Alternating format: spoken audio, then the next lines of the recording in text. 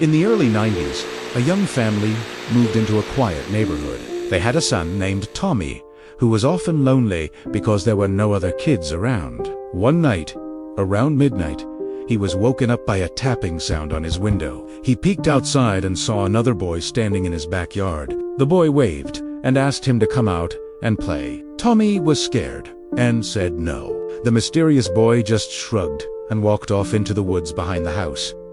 This happened every single night. The same tapping, the same boy, the same invitation. Tommy was so desperate for a friend that one night he finally said yes. He snuck out to meet the boy, who was pale with dark circles under his eyes. He said he was lonely too, and the two quickly became best friends. They met almost every night at midnight to play in the backyard. Of course, it wasn't long before Tommy's parents figured out he was sneaking out. They were absolutely terrified and forbade him from ever doing it again. They explained that the neighborhood used to be full of children, but one by one, they had all disappeared. Tommy promised he would listen.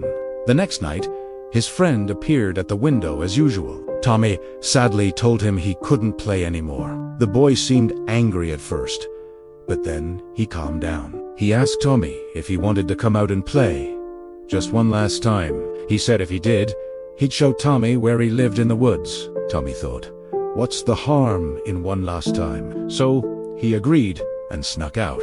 They walked in silence through the dark woods. Tommy could barely see, even with his flashlight, but the mysterious boy moved with ease, guiding him deeper and deeper into the forest.